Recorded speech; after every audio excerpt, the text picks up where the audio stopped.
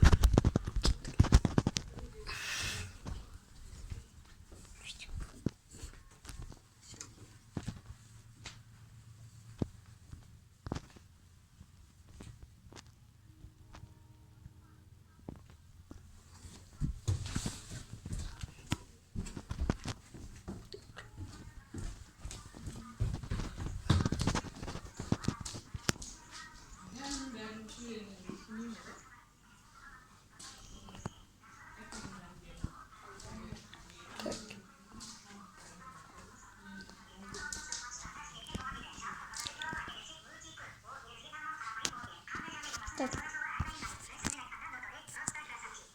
Tak dostlar. Kurtulan tanrısı. Sims.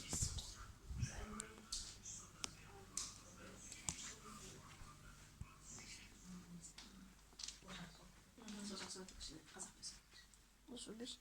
Super kuchniarz. Kuchniarz van hele familie.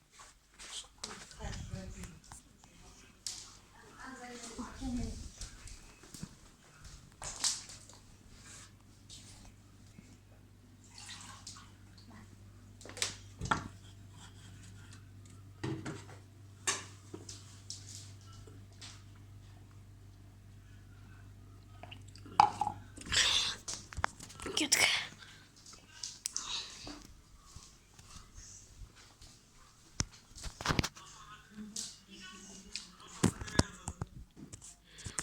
Давайте досталось с нами bizim videomuz videosu. İlk basıp kanıtları yazıp anlamında da tıklayıp yapıyorum. Пока.